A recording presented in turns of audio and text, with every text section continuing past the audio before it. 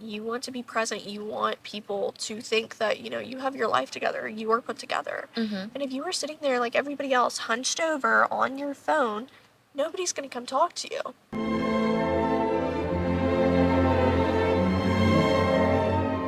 Hey babes, I'm Madeline. and I'm Deja. And welcome back to the Elegance Exchange. So today we are going to be talking about, some mannerisms that elegant people have. Mm-hmm. And this is our second video in our 3-part series. So yeah, this is just kind of the mannerisms, how, elegant people act and what they do to possess this quality. Mm-hmm. So starting off, this is something that I find so interesting because before I was doing the research on this, I didn't know this. Yeah, I don't think I did either. So it's actually, whenever you call somebody, you should only let the phone ring for 3 rings, if that makes sense. So say I'm calling Deja and, she's not answering after 3 rings, I go ahead and hang up the phone because it shows that she's probably not available right now. And there's nothing worse than when you are, sitting at home or you're in a meeting or something and, your phone keeps buzzing and buzzing and you're like, what is going on? I know, and like, you can't get to it or anything, so you just have to like let it disrupt you. And so, that's why limiting it to 3 rings is really important. And I'm so sorry my voice is going to cut in and out because I'm currently kind of like under the weather. So bear with me. And then also limiting your pointing or how you point. I know that by like muscle memory, we all just like when, like we're Like, always how rude is that? pointing. You're like, boom. Versus if you're like, oh, something's over there, you point with like your hands and it's much better than like there. Do you see the difference? Like, this is kind of like, It's kind of like a command almost. It's like almost like go there. Yeah. But this is kind of like, oh, like it's over there, Mm-hmm. And they actually use this at Disney, I believe, to, like they're not allowed to actually point. They have to, I think they either do 2 fingers or they do like their hand. I think I've seen don't the 2 fingers, like it's just over there. know. Yeah. And honestly, I think if I saw somebody point like that, like it would just, I would be like, oh my gosh, okay, like you were so Right. put together. I don't know. That's something that's kind of silly, and It's just like those small things. These are like things that like you don't realize that they mean something until like you actually like look at it and you're like, wait, exactly. I prefer to be like guided this way instead of like, oh, right there. Right there. And it's just, I don't even point like this or like this very often now. Mm-mm. But also, whenever you speak, I'm so guilty of this, as you can see, is, limit your like hand gestures. I know we are so inclined to using our hands. I know I do. I definitely do. Even if you look back at like our other episodes, you see me going absolutely. like this and that. It often becomes distracting. So obviously this is something that we have to work on, and I'm sure you'll notice it throughout the video. But it can become very distracting for the person that, you are speaking to. Now, with that being said, you do want to use a little bit, like saying like for me or, if you're pointing. But you really just want to limit it because it becomes distracting. Mm-hmm. Speaking of talking and communicating with people, another thing is you need to watch your language. Like whenever you're talking to someone, you don't want to be saying all these cuss words and all this slang. Like you want to be able to just to talk to someone and carry a conversation. Slang is something that I think is so interesting to see. It changes for every generation. Different generations understand it, and then different generations don't. If you ask me what Gen Alpha says, I could not tell you what any of that means. My little sister, she'll tell me huzz, buns, and I'm like, it just automatically makes you sound unintelligent. And a very elegant woman is very educated and very, mindful of what she says and how she acts. Mm-hmm. And so I think it's super important. Also, not raising your voice. So, not raising your voice is something that's super important because you should never be commanding attention to yourself. Mm-hmm. There's nothing worse than talking to someone and then they're yelling at you. Like, you just feel like, they're yelling and you're like, why are you yelling? Like, just talk to me. Be soothing about it. We can have this conversation without, screaming. And nothing gets done whenever somebody's yelling. Or if you're, like, trying to talk over someone.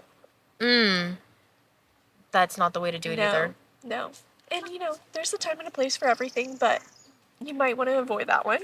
Same thing with interrupting people, too. I feel like if you're, I feel like talking over someone's already bad enough, but if you're constantly interrupting someone as they're trying to say something, that's kind of where, we draw the line too for that. Right? And everybody has their moments. Daisha and I will accidentally interrupt each other sometimes. It's a human reaction, but I think becoming more mindful of it and, focusing on actively listening will honestly help a lot with your tendency to interrupt people. And kind of those social cues too, Exactly. Speaking of, interacting with people, you need to be a very active listener. There's nothing better than when you actually feel heard whenever you're talking. Right? So if Deja and I are having a conversation, you'll notice in the video where if Deja's talking, I'm like sitting here, I'm making eye contact, I'm nodding along. Because that tells me that, I'm listening, or that tells her that I'm listening. It's a very important social cue that is not really talked about too often. Because even in like school too, like it's something you have to do almost everywhere. Like say you're at a business meeting or say you're in the middle of a lecture. Like these people want you to realize that you're listening. Like they want you to know that they're paying attention. So the best way to do that is like, nodding your head or raising your hand when you have to say something or just like giving that constant eye contact. You don't want to be at school and then like the teacher is talking and you're with your head down like posture terribly. Like it shows, you don't care and you obviously don't want to be there. Exactly. And, that's what my teachers always said whenever I was in, middle and high school. They would always stress the importance of making eye contact because often enough they would say, if you don't make eye contact with me, I assume you're not listening, so I call on you to make you listen. And I never wanted to get called on and called out, so I was always making eye contact and I was always listening. And that honestly helps you retain the information way more. And so it's very helpful. And then whenever you walk in a room, make sure you make this is something that I'm so guilty of. But make sure you make eye contact with people and you're not on your phone, right? I think it's so simple for humans to walk in a room and they are on their phone because they want to look busy, right? Everybody wants to look like they have somewhere to be. Exactly. And it's kind of like that awkward too. Like if you're an awkward person, I know when people get nervous, they're just like, I'm just going to swipe on my phone because it looks like I'm doing something and then no one will approach me. Right, exactly. But you want people to approach you, especially if you're, Deja and I are attending a charity gala in a few weeks. And, if we walked into that room and we were just on our phones or we were sitting in a corner only talking to each other, obviously nobody's going to come talk to us because we look like we don't care. We look like we don't want to talk to anybody. We look like we're just there just to be there and then call it a night. Absolutely. And, that's a networking event. That is a very important event that, you need to be present for. Just even walking into a classroom or a college lecture, you want to be present. You want people to think that, you have your life together, you are put together. And if you are sitting there like everybody else, hunched over on your phone, nobody's going to come talk to you. And I feel like that already says enough about the person you are, too. Like, Absolutely. there is nothing more aggravating than whenever a professor is lecturing to us in college and you, like, look around and the amount of people that are just on their phones while this poor person's just doing their job educating. It's just disrespectful, if anything. It's so infuriating because if you take a look around, if you are at school, if you are attending a guest lecture, if you are in a meeting, look around and see how many people are on their phone. Legitimately, like, and it's insane. It's the same with family dinners too. Like, if someone invites you out to dinner or invites you out to to do something, and you're on your phone the whole entire time, it's just rude. It's improper table manners, and elegant people possess very good table manners. And if you guys want to see an episode on that, let us know. Obviously, we can't exactly explain that in this setting, but I don't know, just limiting that phone usage is so important and it makes you just automatically seem 10 times more put together. Another thing would be respecting people's opinions. People have different cultural backgrounds or they have, different ways of being raised. And so obviously they're going to believe something far different from what you believe, and that's okay. It's also the same for the religion aspect as well. Everyone is different when it comes to that, and religion is very broad. There's so many different branches of that. And so that's kind of also where the, different opinions and different beliefs fall into. Absolutely. I can be firsthand and say it. I used to be like, oh, well, my opinion's solely opinion, that's right. No. There are so many people that have so many different backgrounds and they have experienced so many different lives where, they'll be better versed in one thing than you are, and that's okay, or they have different life experiences which make them believe different things. And that's totally all right. Now, if somebody has a different opinion from me, I'm like, okay, like I can see where you're coming from, and that's totally fine. Like, you're allowed to have your opinion, I'm allowed to have mine. There's, nothing wrong with that. It's kind of like that boundary of you just, you both agree to disagree and then you guys call it a day. There's no point in raising your voice and calling each other stupid and all these mean things to each other just because you have two different opinions on something. Absolutely. Right. It's not worth getting in a fight over. But being punctual, that's a big one. Being on time is so important, and I feel like being on time to somewhere is one of the first impressions you give to someone, because obviously if you're gonna be late, then it's like, okay, well, How that, much did this really matter to you? yeah, like that shows whether or not it was a priority. And everybody has their moments. Sometimes you can just have a miscommunication and you cannot understand, like, oh, we said this time and then somebody else heard a different, version. Mm-hmm. There's obviously misconceptions and sometimes you have misunderstandings, and that's okay.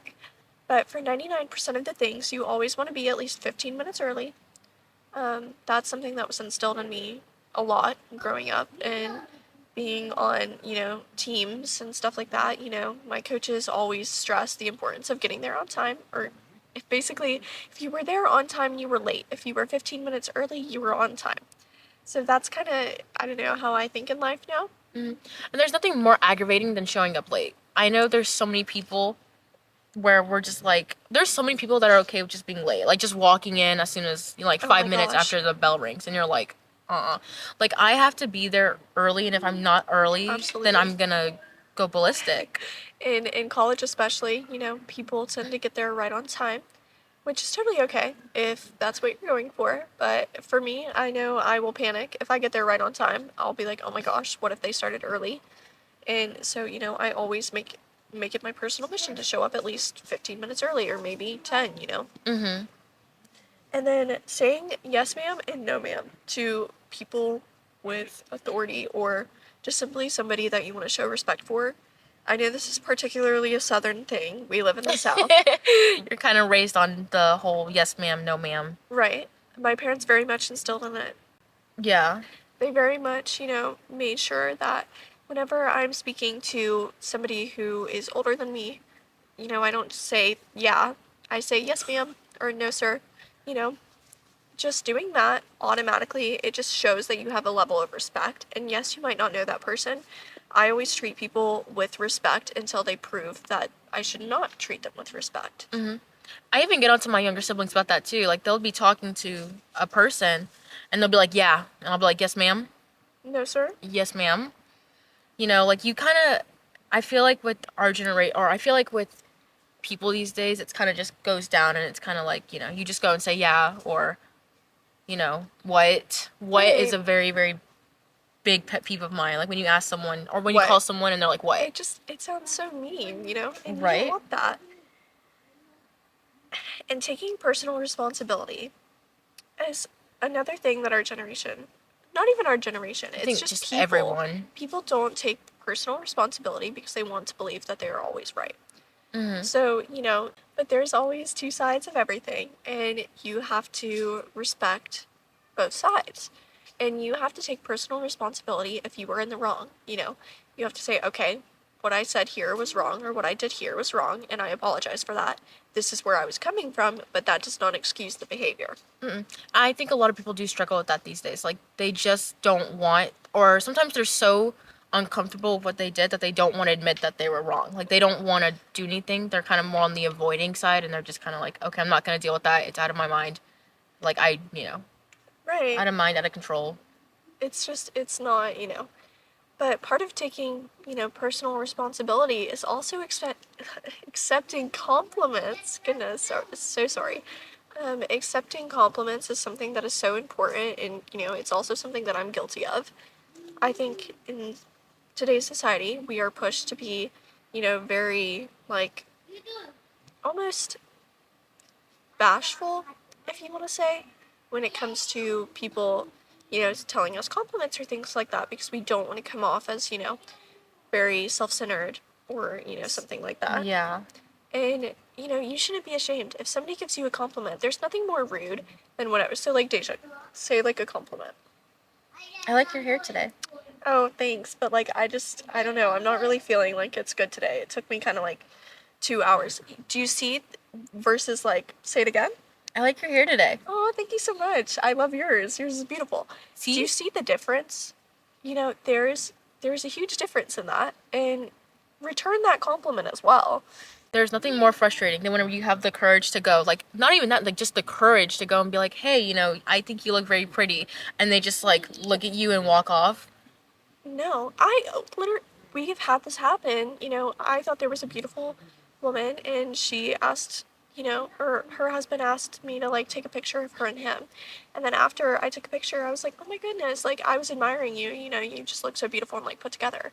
And she kind of looked at me and she was like, thanks. And then she walked away. There is nothing that, makes you more Stuck up, more exactly ignorant and stuck up. It automatically makes me dislike you, because it shows that yes, you might be beautiful, but you are not beautiful on the inside, and that's what matters. And that sounds so cheesy, but it's the truth. And then thank you notes are also very important, and I'm not talking like just a text message.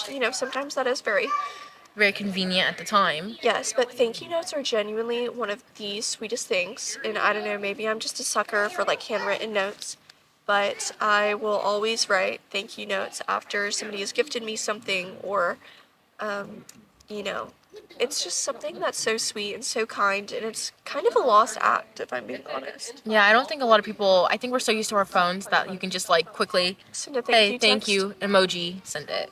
And that's just so impersonal compared to writing a letter, sealing it off, sending it to somebody.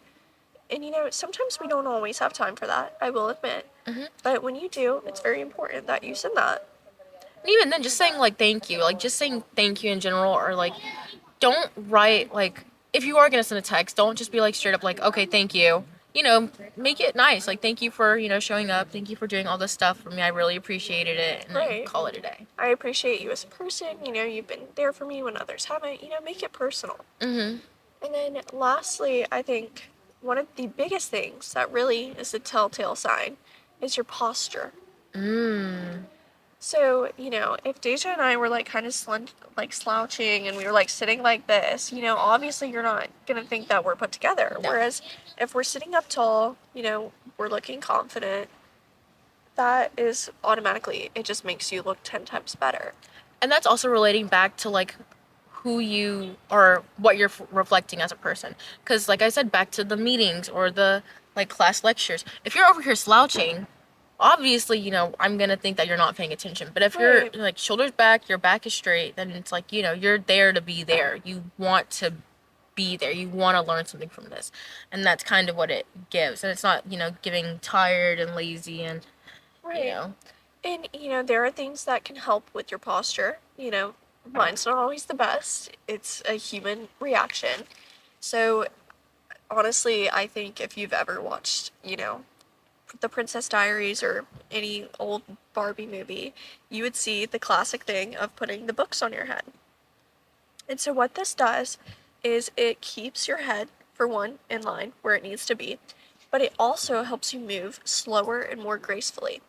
It's almost as though, if you were going on a walk and you want a little bit of like an extra pep, I guess, you have ankle weights on. And that's going to slow you down just a little bit. But whenever you take off those ankle weights, you are almost gliding because you don't have that extra weight added to you. That's what putting a book on your head helps do. I always think about an invisible string kind of on like the very top of my head. So if you were pulling this string, you want it to be completely straight, right? Whereas if you're looking down, it's not going to be straight. Or if you're looking like super far back, it's also not going to be straight. So you really just want to keep your head level, and that helps with your posture. Anytime you're really, suffering with like rolling your shoulders back, do it a couple of times and then like just stop. It will help, the movement. Mm-hmm. Anytime you do feel like your back slouching, like, I always just prop it right back up. Right. Like, I like it's can almost like feel you're it a and then you're bird like, and no. you're sticking like your bust out, if that makes sense. But I don't know, that kind of sounds weird, but you know what we mean. So yeah, with anything, I think that is all. Mm-hmm. And so yeah, I hope you guys, got some helpful tips and tricks. And if you like this, then you can go see the other two videos on, the same topic, but a little bit of a different sub branch, if that makes any kind of sense. So Yeah. we are on a bunch of different social media platforms. We're on YouTube, Spotify, TikTok, Instagram, all at the Elegance Exchange. Nice and easy for you. Absolutely. All right, we love you, babes. Bye.